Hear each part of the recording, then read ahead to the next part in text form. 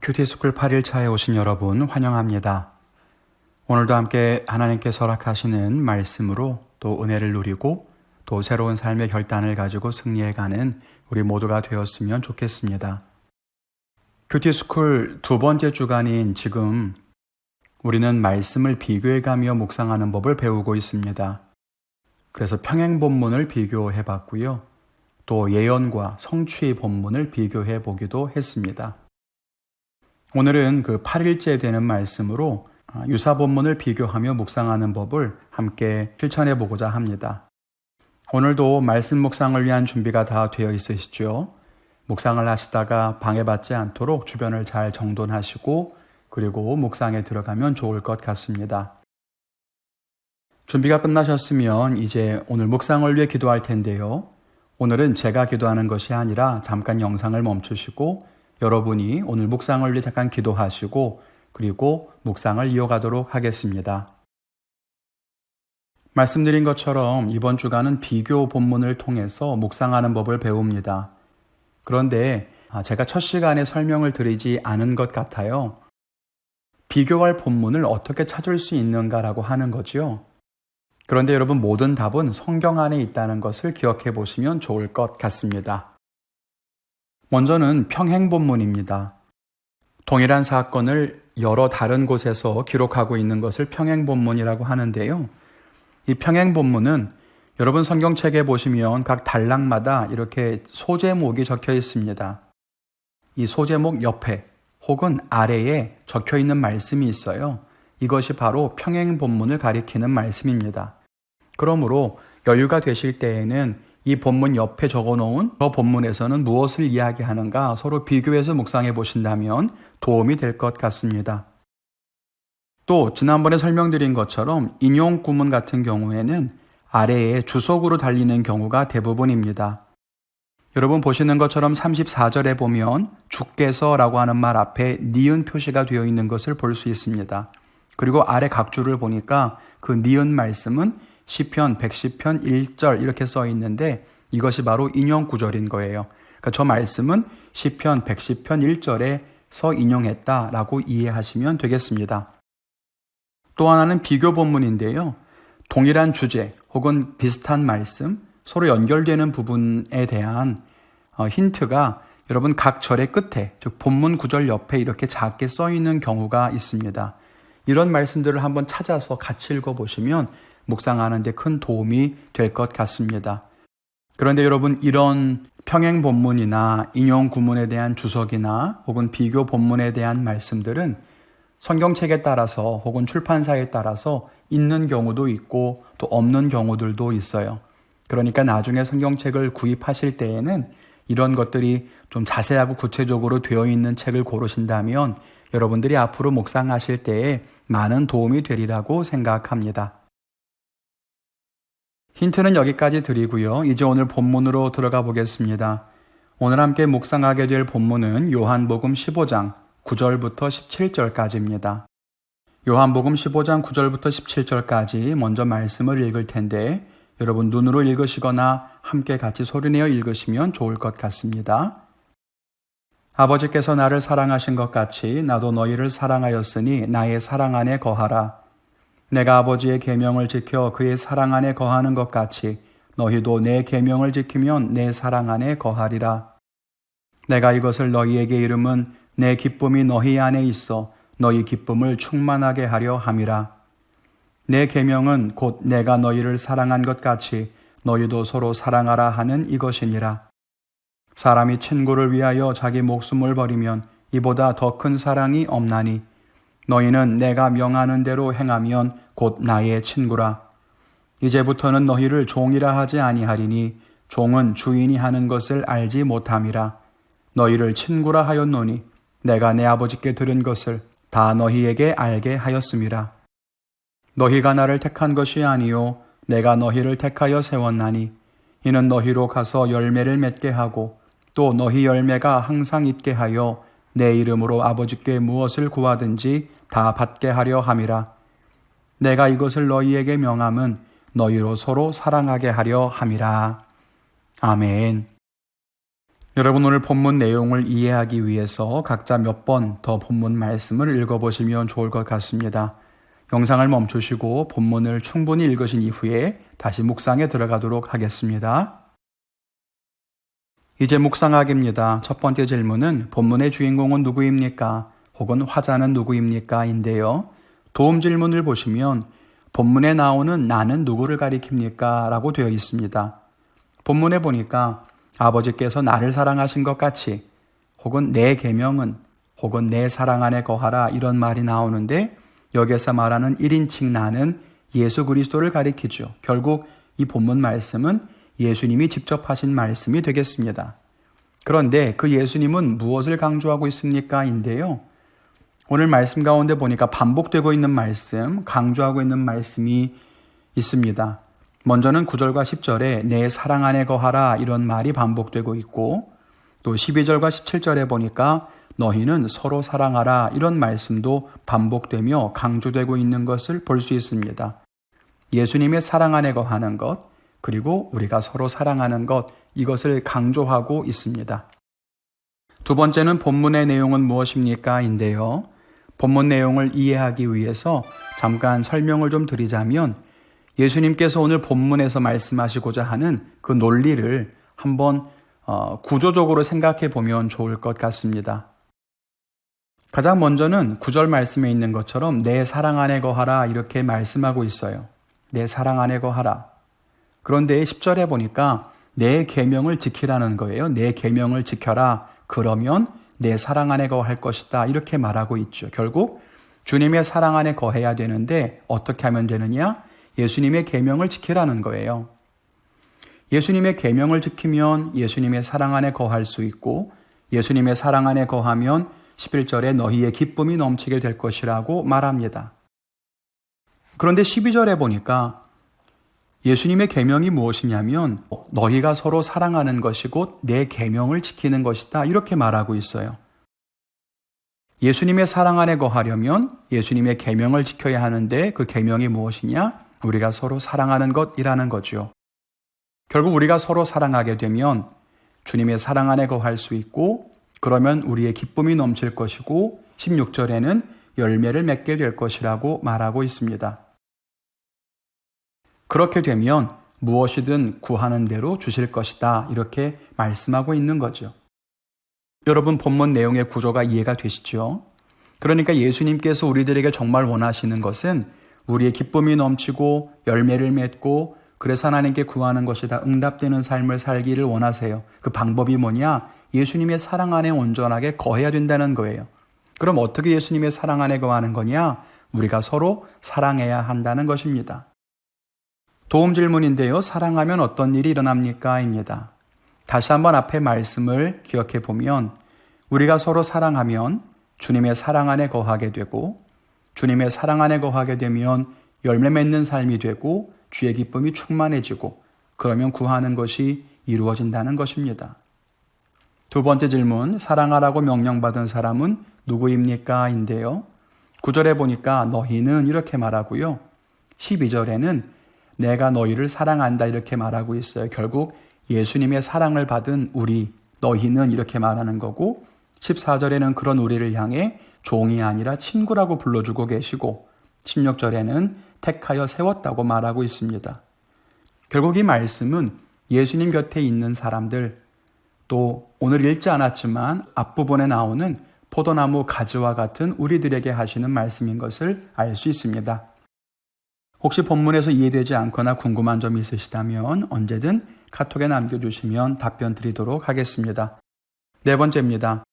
본문에서 알 수 있는 하나님의 마음이나 뜻은 무엇입니까? 인데요. 여러분 잘 아시는 것처럼 너희는 서로 사랑하라는 겁니다. 이것이 오늘 본문의 핵심 구절이에요. 그런데 서로 사랑하라고 하는 것은 단순하게 그냥 예수님께서 명령하셨기 때문에 지켜야만 하는 그런 율법적인 명령이 아니라는 거죠. 우리가 서로 사랑해야 하는 이유는 주님의 사랑 안에 거하기 위해서입니다. 즉 예수님의 사랑 안에 정말 거하려면 선행되어야 하는 계명이라고 하는 겁니다. 그리고 그것이 열매를 맺는 방법이고 기쁨이 충만해지는 방법이라고 하는 거예요. 예수님을 믿으니까 예수님 말씀하신 규칙을 다 지켜야 된다. 예수님은 서로 사랑하라고 했다. 그러니까 의무적으로 다 서로 사랑해라. 이런 뜻이 아니라 우리가 서로 사랑하는 것이 예수님의 사랑 안에 거하는 방법이 되고 열매를 맺고 기쁨이 충만한 길이 된다라고 주님께서는 그 비결을 알려주시는 거라는 겁니다. 이것이 중요한 거죠. 오늘의 본문 말씀이 우리가 서로 사랑하는 것에 대한 말씀이라고 한다면 같은 주제를 담고 있는 말씀이 요한일서 3장 11절로 24절까지 기록되어 있습니다. 함께 이 말씀과 비교해 보면 좀 도움이 될 것 같아요. 먼저 본문 읽겠습니다. 우리는 서로 사랑할지니 이는 너희가 처음부터 들은 소식이라. 가인같이 하지 말라. 그는 악한 자에게 속하여 그 아우를 죽였으니 어떤 이유로 죽였느냐? 자기의 행위는 악하고 그의 아우의 행위는 의로움이라. 형제들아, 세상이 너희를 미워하여도 이상히 여기지 말라.